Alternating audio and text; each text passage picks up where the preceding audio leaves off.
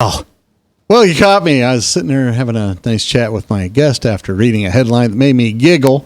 I'm not sure it's true. I'm not sure it's true because I just now read it. But apparently, oh, hi. Welcome back, everybody. We're glad you're joining us. We have Charles Aldrich today, Libertarian candidate for U.S. Senate, giant slayer extraordinaire swinging for the fence.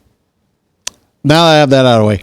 Honest to goodness, I don't know if this is true, but apparently President Obama threw a giant fit, which he's prone to do, and called Putin a jackass, which we all can agree with, and then stormed out of the G20. And now it's just over.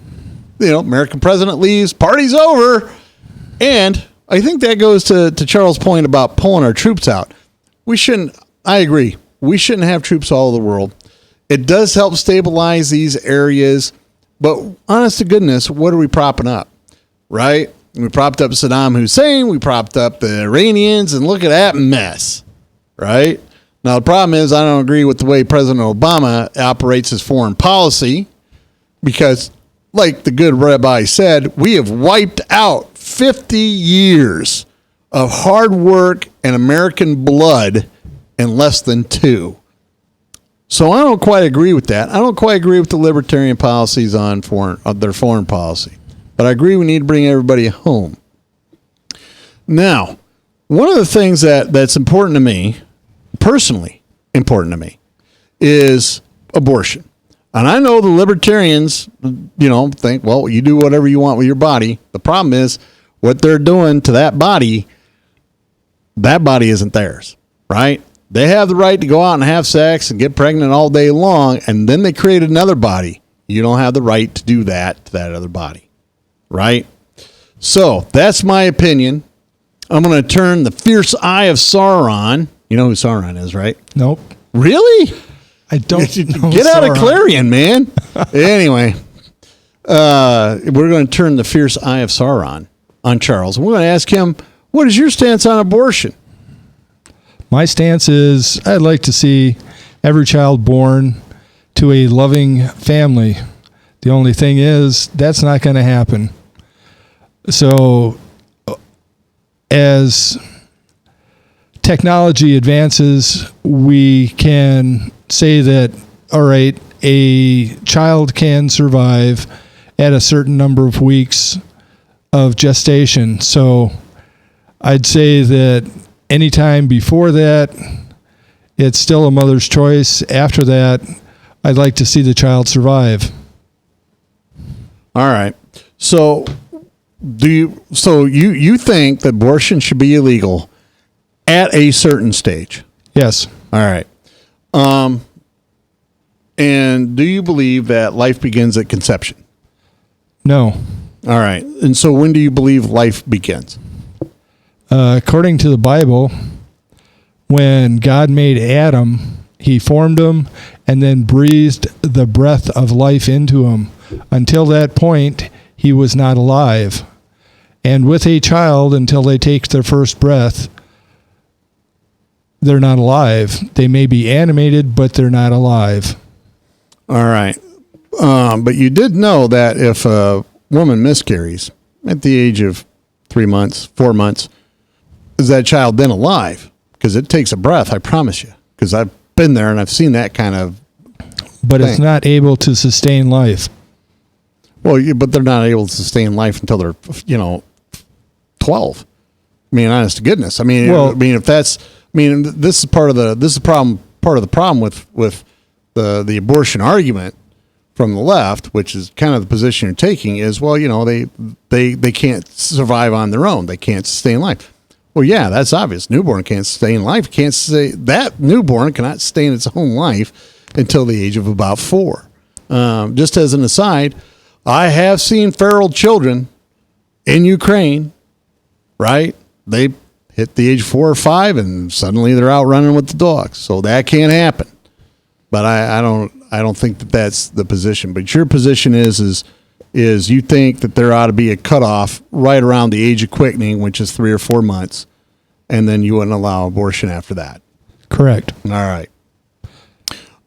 Now we're going to get to the rope sniffing hippie over here. We're going to ask about this. Now, I do know a couple of libertarians that are not pot smokers, right? They agree with everything else, but they're like, well, fine. If you want to smoke pot, we don't care, but we're not advocates for pot smoking.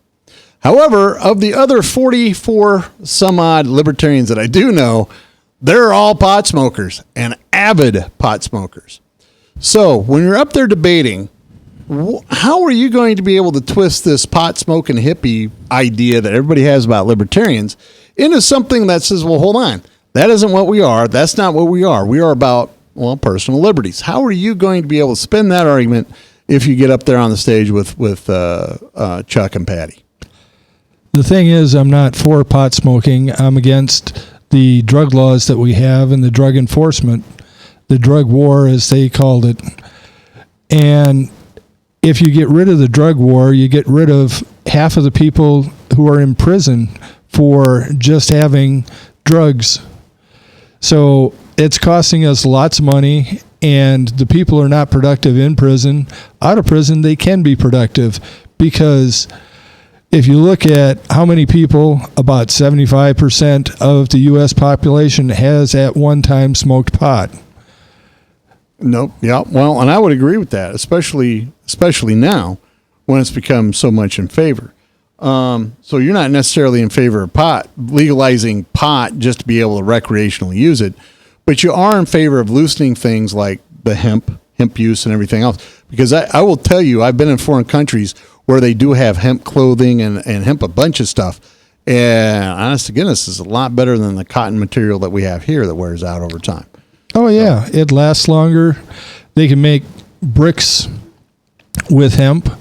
And like actual bricks? Like building bricks? Cinder block bricks. No kidding. Yes. They make it with hemp, and it's more durable, and it's got a lot more benefits. It retains heat better, and there's other things that it can do. It's like when they make paper from hemp, they can recycle it 7 times. When they make paper from wood, they can recycle it 1 time.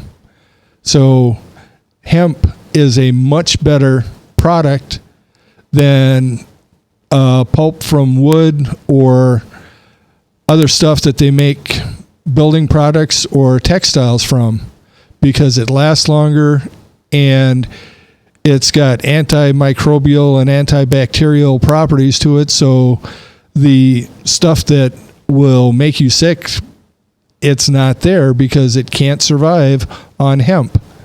And another thing is, in Colorado, they've loosened the restrictions on growing hemp.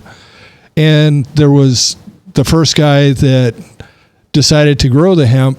He was told that he can expect 5,000 tons or whatever from an acre. And he's getting 50% more from the acre than what he was told he could expect from that acre. So, now we all know you can smoke hemp, right? And honestly, the ropes overseas that they use to preserve their old wooden ships, because trust me, we're not the only country that does that, are actually hemp based. And what they have discovered is it resists rot and moisture much better than the cotton ropes that we use and the fibrous tissue that we use.